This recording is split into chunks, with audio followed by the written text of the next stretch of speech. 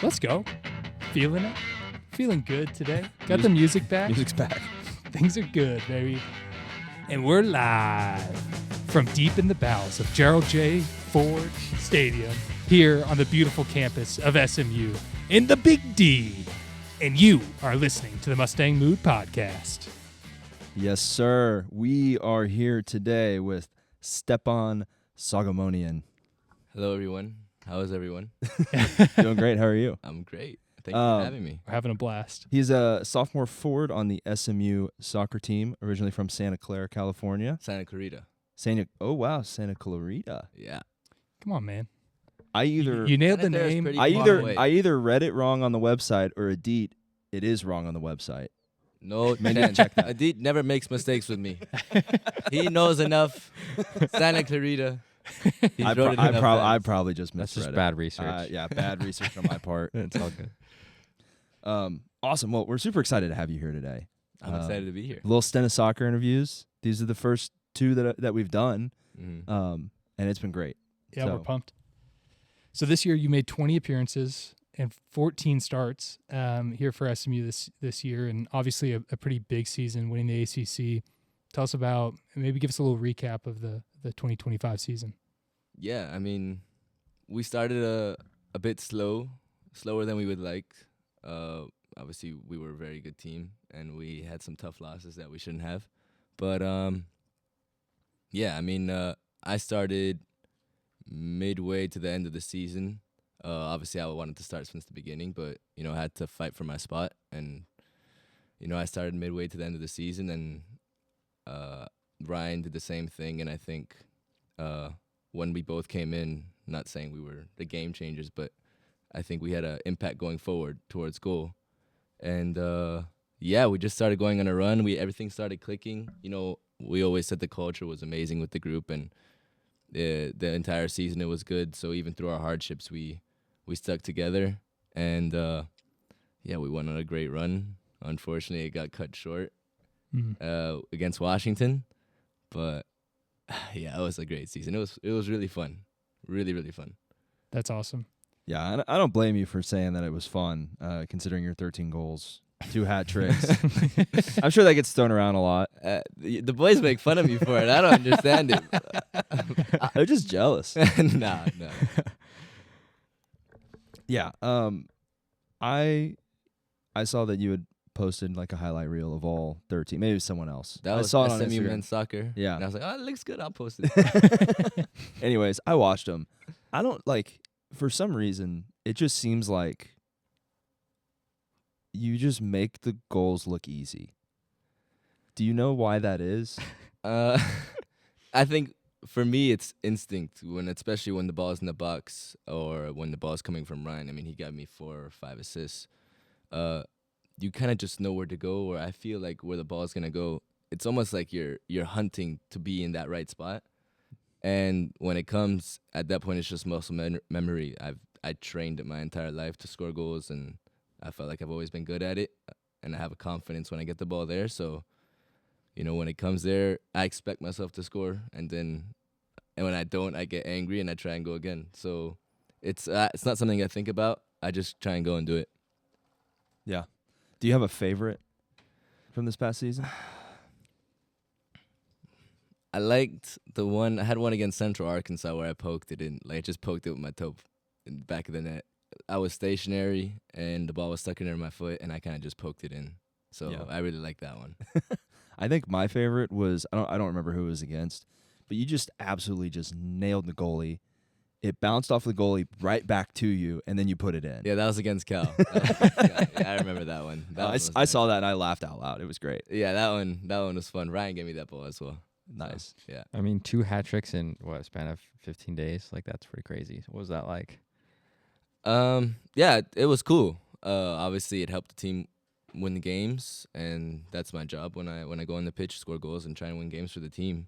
But it's something that I expect from myself, and I know that I can do. So when I get those chances during the game and I have chances to score, whether it's 4 or 5, I expect myself to score 4 out of the 5 or 5 out of the 5 even. So it's cool. It's a cool experience. I was happy to do it, but I want to do it again. Of course. We want That's awesome. want you to do it again. Yeah. All right, so let's rewind a little bit. Go back to the start before you came to SMU. What were you doing? Where were you playing? Yeah, so from 11 to 14, I was playing at LA Galaxy's youth teams. We were one of the best in the nation during that time. Enjoyed my time there. And then when I was 14, I got the opportunity to move to Germany and get scouted from some clubs. So I went there. COVID hit. It was a weird time, but I was able to get scouted from this team called Fortuna Düsseldorf. And I was there for 2 years. Like, the seasons were cut, they were cut half short. So we only played 14 games instead of 28 because of COVID, which was a bit unlucky. But, yeah, I played well, got some goals there, got some assists there. My second year there, I was a bit unlucky with injuries. I was injured for most of the season, and we got a change of staff. So a lot of things were new, but still played well, enjoyed my time there. I moved there alone without my family, so Wow. it was difficult, but I was also just eager to get going. That was always my dream, to go pro in Europe. And yeah, once I was 18, I was training with the second team, sometimes with the first team, and they told me that they weren't going to take me. And I was speaking about it with my parents. You know, you could go on trials there and try new things over there, which I'm sure I could have done and maybe found a team, but academics is also very important for me. So I spoke with my parents, and we decided, okay, let's go to college, see what you can do. If you play well there, you can get drafted, go pro still, and you can get your degree. So obviously I was a bit hesitant at first because I was in, like the circle of where, the top players play. And, I was competing and I was doing almost just as good as them. So I felt, obviously I was hard done by, but I feel like that was God's path for me. And, I came here freshman year, didn't play too much. Well, obviously wanted to play more. Last year I played a good amount of minutes, and hopefully this year I play even more. And we just win more trophies. So, yeah, my life now, I can't complain about it. I live a pretty good life. Go to SMU, getting my finance degree, and playing with an amazing group of guys with one of the best programs in the nation. Man. So what was recruiting like? What stood out about SMU? Why did you want to come here? Why did you end up coming here? I didn't know much about the college game when I came back. I mean, I wasn't really thinking about it at all. So I know a lot of people that I used to play with went to college. So I had a friend that I kind of reached out to, and his dad knows some college coaches. He knew Huddy, and he reached out to him for me, and he just said, "Yeah, I have this guy, played in Germany." So I know they did some scouting. I think I was the last recruit to come in 2024 as well. I came in April or May, something like that. They recruited me in April or May. And, yeah, I came here for a visit with my parents. I liked it. I was like, let's go. How hard can it be? How bad can it be? Sorry. It's SMU. So, yeah, it was one of the better decisions I made. That's awesome. Love to hear it. Yeah. I think we can all say it was a great decision to come Yeah, here. it's one of my favorite. One of the best decisions I made. What do we got? Yeah, tell us about like scoring the winning goal in the ACC Championship. Like, what was that like? That had to have felt like incredible. It was like, at the time, it was just like any other goal. I mean, even now for me, it was obviously it's one of the most important goals for this program. We won our first ACC Championship with it, but I stepped up like any other penalty that I've taken that season and just try to put it in my spot. And yeah, the joy was for not only myself, but it was just for the guys and for the team. Like, doing something like that for the team is just, it makes you happy. And we did it pretty early in the second half, so our job wasn't done there. So we had to defend for the rest of the 40 minutes, 35 minutes it was. So it was difficult, but yeah, it was a great feeling. Happy it went in because I kind of shanked it, but yeah, it went in, and yeah, it was a goal to win the game. Yeah, we were talking with the other guys about like the pressure of taking penalties. Obviously, that's you're the one that had to step up. Are there still nerves, or has it become a thing where like you're so confident in yourself and the muscle memory that it's like not even a worry, or are you still like as nervous as the people who are watching? I wouldn't say I'm as nervous as the people who are watching. Obviously, there are nerves. I think you do need those butterflies. Whether you're just going into the game or taking a penalty, you're going to have those nerves. If you don't have it, I think something's wrong with you. But, yeah, my confidence kind of just takes over, and, you work on these things, like, day in and day out. Right. And, as a striker as well, that should be my bread and butter from 12 yards out. I have to be scoring that. Yeah. Yeah. What's the coolest place soccer has taken you to go play?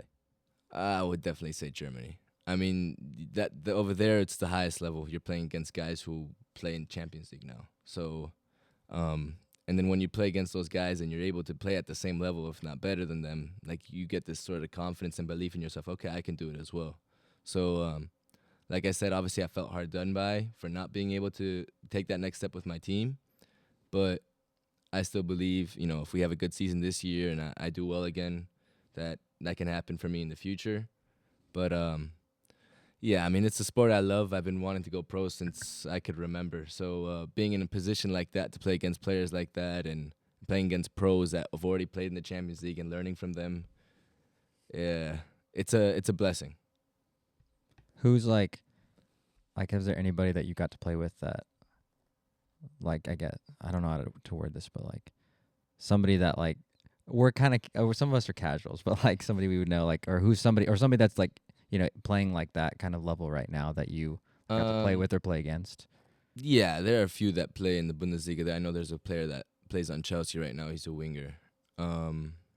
His name's Bino Gittens. We played against him when he was at Dortmund. Yeah. He's a good player, very quick. And then we played against a bunch of other center backs that are pros now. But that's cool. Yeah, when you play in those games, and I'm sure the other boys can tell you, you're not thinking, "Oh, okay, they're so good." In your head, you have to think you're better. Yeah. Otherwise, you're not gonna play to the best of your abilities. The mental game. Yeah. So, obviously, it's cool to see how they've done, and congrats to them to getting to that level, and hopefully one day I can get there too. Yeah. So talk about that. Like, what do you want to be next? Where's your ultimate goal at? Obviously, I want to get to the highest level, whether I want to get to MLS next year, draft, or hopefully at the end of my career, go to Europe, whether 25, 26, 20, 27. Hopefully I can get there one day because that's the pinnacle of football. But right now, I just want to get my finance degree, and then I want to go pro. So then it's important. I can get that done, scratch that off of my list, and then, you never know what happens in sports. You can get an injury. Yeah. Maybe you don't have a good season. Most of the game's mental, so having that as a plan B doesn't suck, especially coming from SMU with the alumni and the prestige of the business school. So, yeah, I'm blessed. I can't complain, so I try to put my 100% in both of them. I try to keep good grades, so, if, push comes to shove, something does happen, I can make a career in finance as well. Yeah. Speaking of, like, your dream to play in Europe, is there obviously, like, I'm sure anyone would do, but, like, is there a certain league, club, et cetera, that you would like to go to? I know, obviously, most people would say, like, Premier League, but, like, what's your dream? Obviously, the dream is to play Premier League or Bundesliga or La Liga, but I don't think I'm in a position to say something like that. Yeah. If I had to make any team over there, I'm truly grateful. But of course, yeah, I'm in no position to say which team. First, let me do well next year, and then let's see what happens. Yeah, there you go. Let's not get ahead of ourselves. Yeah. Hey, SMU next year, then who knows? Yeah, you never know. You can have one good season, 2 good seasons, and things can happen quick with sports. So I do believe I can do it, and I know that I can. So, no, you never know what happens, but one step at a time. Yeah, we're cheering for you.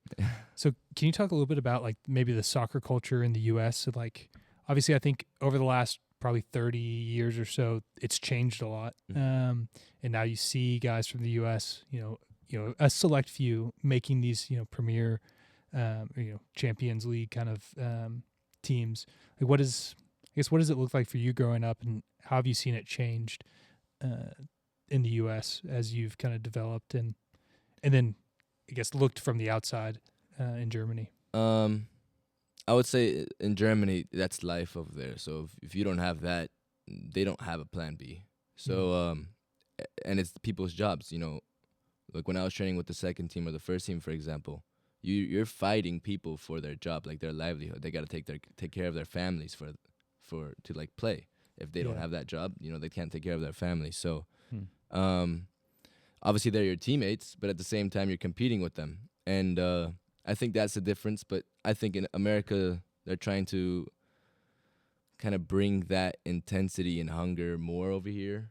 And of course, the U.S. has some quality players, and as you can see, that they're performing in Europe. And I think we're overlooked because maybe we call it soccer, and we focus more on football and baseball and other sports and basketball, which makes sense. I don't think soccer is the main sport in the U.S., but I know we're trying to, progress that and trying to get it to a higher level. But I think the biggest thing is balance. I play college soccer, so obviously we play soccer, but we're in the springtime right now. So, we play spring games, but, we also live a college life. Mm. So I think one of the most important things is balance. And even when you're a pro, I have a lot of friends that play pro now. The biggest thing over there is mental. So, like, they go into every training session fighting for their job and their spot and to keep their contract. And it can be tough mentally. So you need to be strong. You need to have belief in yourself, and you need to be confident in your abilities to be able to beat, your competition and your teammates. But at the same time, I feel like you need to balance it with the rest of your life. And, soccer, it's not life. But at the same time, if you're going to go 100% into it, you have to fight.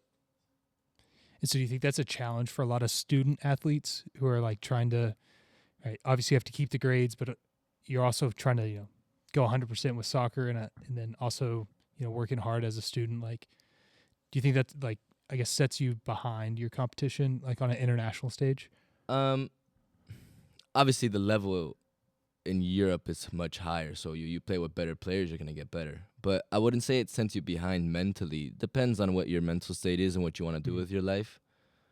I know some kids that go to college and are on soccer teams or good programs that just want to enjoy the college life. And that's totally fine. The college life is pretty good. So, but yeah, I think it depends definitely on the individual and what his goals are. But I know if someone really wants to get to the highest level, they're going to put 100% into it. And if they have the ability, they'll get there. What do you love about soccer, other than you're good at it? Yeah, it's just fun. It's always been fun for me, and it's like the goals. It's like a drug. You get addicted to it. Yeah. Like you get one, you want to get again. You want to go again and get more. Like, I don't know. It's just a drug for me. It's been part of my life for my entire life, and it's always been my dream to get to the highest level. And obviously, when you see you're good at something, you want to progress in it and try and do better in it and see where you can go from with it. But yeah, I've always enjoyed playing. I love watching it too. I love learning. So I know I can get there. So why not try? Do you have a favorite team? No, I don't. I'm neutral. Makes everything more fun. So you just watch it all? I watch it all. Like today, Champions League, 2 games, really good games. PSG, Chelsea, Real Madrid, Man City. I didn't care who won, but it was still fun to watch. That's awesome.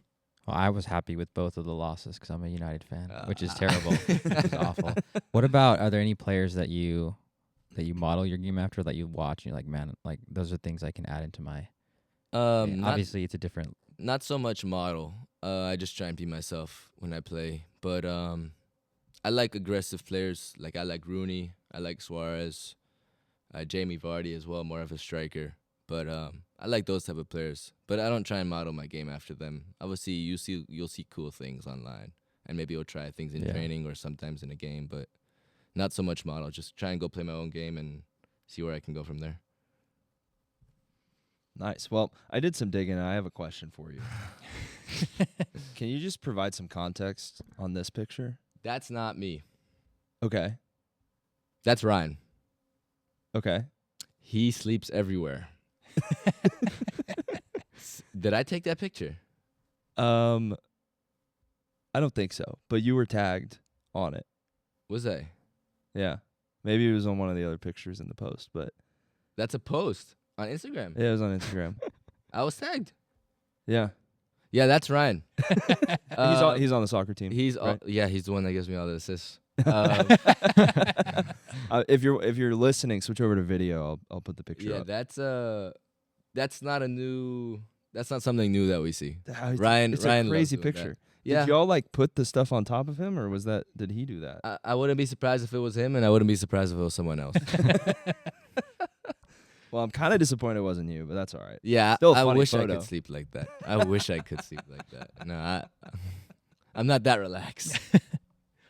So V was talking about earlier, like the culture of the team. Like, what does that like look like for you? And like now stepping into more of a leadership role, like how are you trying to like, I guess, cultivate that to build a strong team? You know, like, Yeah, I next mean, season. we had such an amazing culture and good leaders last year, and V and Enzo have taken over those roles, and obviously we have Salvo coming back, who's he doesn't speak a lot, but he leads in his own way. So yeah, I'm just I wouldn't say based on my position I'm not more of a leader than them, but they obviously are older. They have more of a stance in the locker room, and you know they've been doing it for a while now. So I try and do what I can. For me, it's mostly just perform on the pitch, and I'll say things from time and again. But if I play well, then you know people are gonna respect you in the locker room, and you know just try and be friendly with anyone. You're not above anyone because you scored so many goals or because you started every game and you got accolades. You're still the same as everyone else. So obviously you can have that confidence and ego playing and thinking, okay, yeah, I might be better than these guys or I want to be better than these guys, but you shouldn't carry yourself like that. And I think it's important to have that confidence, but there's a balance with it, and I think we do that very well in the locker room, and that's why we don't clash heads with any individuals. I think all of us are very fluid with each other, and we can tell each other the truth if we're feeling some type of way or if someone's getting on our nerves or if they're acting out of hand. And yeah, I mean, we have such a good group of guys. The personalities just go great together, and we have fun. We always try to have team dinners every week if we can. So we know it's important because we're going to have to fight for each other in the fall. You know, if you don't have a good relationship with your teammates, you're not going to want to fight for them as much. Is that something that y'all push as a team, or is that something coaches like kind of? It's just put on something you guys? natural. It comes from our leaders too. You know, those two. We've been in spring for I think a month and a half, 2 months now. I think we've had 10, 15 dinners already. So it comes from them. It comes from Salvo, and obviously the rest of the team is open to doing that, and they want to do that as well. So it's obviously from everyone, but you know those two and Salvo leading the group. You know, we trust them. We believe in them. You know, we follow what they say. Obviously, I'm gonna butt heads with them. When Ryan's gonna butt heads with them. You know, we're all gonna butt heads from time and again, but you know, with respect, and yeah, we have to just be open with each other. But we all enjoy each other's company, and we're friends off the pitch as well. That's awesome. Love to hear that. If people want to follow you on socials, where can they find you? It's just my name on Instagram, Stephan Soghomonian. That's it. All right. Sweet. And just Instagram? Yeah, I don't got anything else. Okay. Nice. Anything else we should know before we sign off today? How many goals are you going to score this year? Hopefully more than 13. I like it. Oh, man. Well, Stephan, thank you so much for coming on the show. We Thank really you for enjoyed having me. hearing about just how you got here, what it's been like, getting some insight into the team culture, and we're really looking forward to next year, man. Yeah, The I'm 14 excited. plus goals. Yeah. Hopefully I can get it for you guys. Well, thanks for listening to the Mustang Mood. Check us out on themustangmood.com. Give us a like, follow, comment. But most importantly, pony up. Pony up. Only up.